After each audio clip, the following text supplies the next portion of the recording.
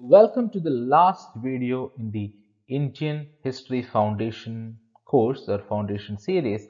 It is the major freedom movements. Okay, we discussed about the freedom struggle. All these are actually part of the freedom movement only, but still there are certain movements which are very important and very having a large impact on the Indian society. So we are discussing about that now. So these are the important discussion points. One is the non-cooperation movement, then civil disobedience movement, Quit India movement, and Indian Independence Act. This is the final result or the outcome of the whatever events happened or whatever the protests happened, whatever the agitations happened. This was the final outcome, Indian Independence Act. Non-cooperation movement. So what was non-cooperation movement? As we already discussed, it was actually happening after the Jallianwala Bagh massacre.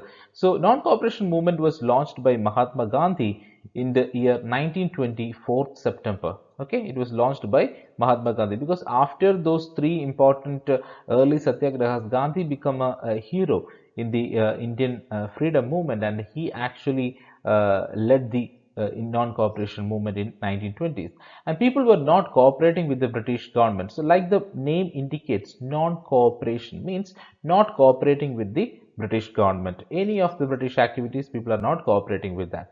Okay, it actually clubbed with or it actually aligned with the Khilafat movement also. Khilafat movement was also a movement which is more connected with an international event because after the First World War, the Caliphate system was actually abolished. So to reinstate the Caliphate system, this movement was actually launched, and Mahatma Gandhi clubbed it, the Khilafat movement and non-cooperation movement together, and we fought against the Britishers. So people like teachers, advocates, students, women, children, etc. from different walks of life, they actually participated in this movement. It was a massive movement actually happening during 1920s to 1922. But unfortunately, because of an incident called the Chauri Chaura incident, an unfortunate incident which was actually violent in nature, which killed around 21 policemen in a particular police station. And because of this particular incident, Mahatma Gandhi withdrew the movement, because if Gandhi was not withdrawing the movement that particular time period,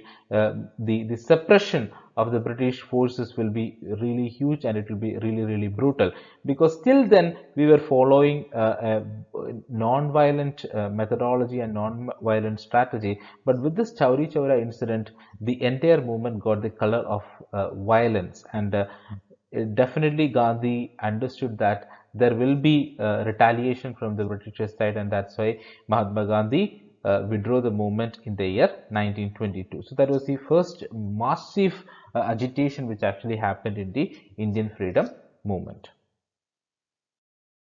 The second important movement was the civil disobedience movement, which actually happened in 1930. The first one was not cooperating with the British government, and this one is not obeying the British government. So very important. That is Dandi March. It actually started with the Dandi March, which is also known as the Salt March. When the Britishers imposed tax on salt, in order to break that law, Mahatma Gandhi actually launched the Dandi March or Salt March on 12th March 1930. Gandhi, with 78 delegates from Sabarmati Ashram, he walked to from Ahmedabad to Dandi. He walked to Dandi in the western sea coast of India.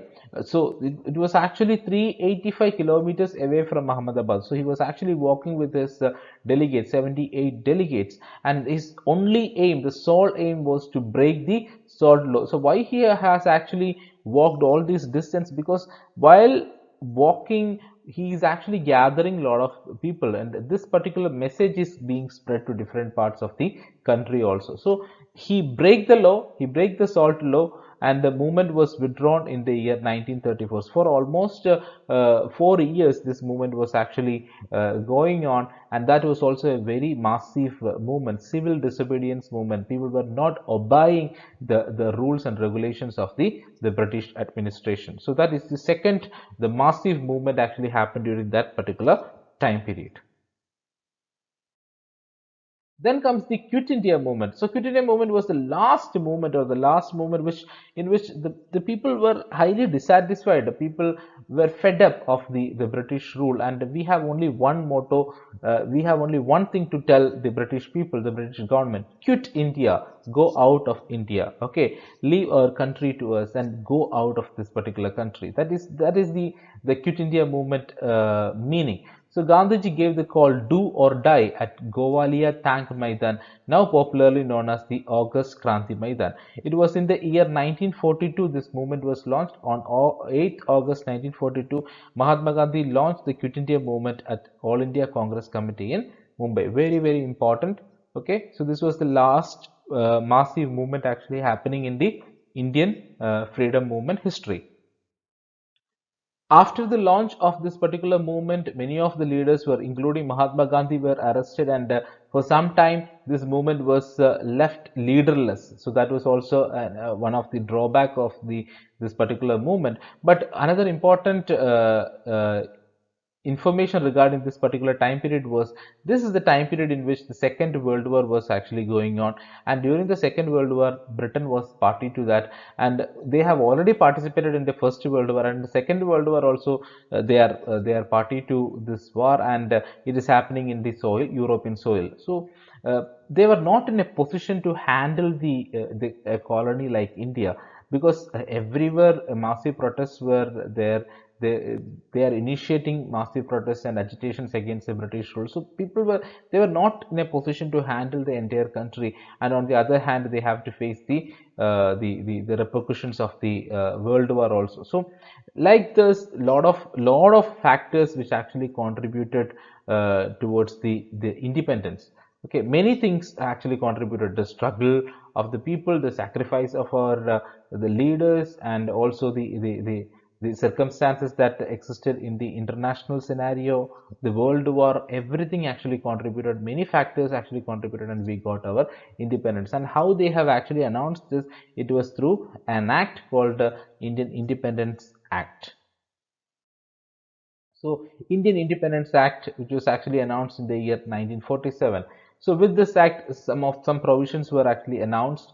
Okay, one provision was, it dropped the title of Emperor of India from the royal titles of British monarchs. So till then they were actually enjoying this title. They were having this particular title called Emperor of India, and from now on this title is not there, and declared India as an independent sovereign from August 15, 1947 until now. We every year we used to celebrate this particular day as our Independence Day. August 15, 1947 we got our independence, and it also resulted in another incident, that is the partition of India into two countries or two dominions called India and Pakistan, and both become two different nations, and their right of dominions to secede from the British Commonwealth. So till then they were actually part of the British Commonwealth, and now they can actually secede from that. If they want to go away from this particular organization, they will be able to do that. And it also abolished the office of Viceroy of India and the Governor General of each dominion. So very, very important, because those are actually the symbols of the British administration, the Viceroy position and also the Governor General position, and it was actually abolished. And it empowered the Constituent Assembly of two nations to frame their own constitution and repeal any acts framed by the British administration. So here comes the objective of our course, that is the Indian polity mastery course. Okay, so they have given us permission, they have given us the path towards the formation of a constitution. They have empowered the Constituent Assembly of both the dominions, that the Pakistan and India, to frame their own constitution and to repeal any acts which were actually framed by the British Parliament. So there comes the question of the constitution and the Constituent Assembly, and we have seen that in the year 1946 the Constituent Assembly was framed, and we got our constitution, and the Constituent Assembly adopted, enacted, and our constitution in the year 1949, November 26. Okay, so very, very important information we need to cover after this. So here comes the end of the history, the historical background of the for the formation of the constitution, and there starts a new era which was actually based on the administration, which is actually based on a constitution, a set of rules and regulations, one of the largest constitutions in the world. So, Indian Independence Act 1947 was the last event that happened in the Indian history, which become a catalyst for the formation of the constitution of our country. Hope you have got an understanding regarding the major freedom movements, the major events that happened in the Indian history, and how it got culminated into the formation or the formulation of a constitution for our country. So in this particular session, we have not discussed everything. Okay, we have actually left out many topics. But what we have intended to do was to give an overview about the entire Indian history, so that that foundation will be there. Because without the foundation, the whatever we build without foundation, it is actually meaningless. So first thing is the foundation building. In order to set the context only, we have actually covered this particular session called the Indian History Foundation. So I hope you got an idea what are the important events that happened from the ancient Indian history to the modern Indian history till the Indian Independence Act. So all these events are actually important in one way or the other way. It's all connected with our learning. It's all connected with our administrative and the governance system. So it's very, very important to understand this in detail. So definitely when you are actually studying about the history as a particular subject, as a separate subject, you will have to go through all these things. But in order to set the context for the Indian polity mastery session, I have to set this. I have to give this foundation to you people. That's why I have given this information, given this overview of the Indian history. So whatever topics we have actually left out, so many things, many rulers like the Chola rulers or the Maratha Empire, the Vijayanagar Empire. So many such important incidents we have actually left out in our particular session, but all are important. You will definitely learn when you are actually studying about the Indian history. But for our Indian Constitution series or for our Indian polity mastery session, we have set the foundation, and from the next session onwards, we will be moving towards the Constitution and the Constituent Assembly formation and the various provisions of our Constitution. Thank you.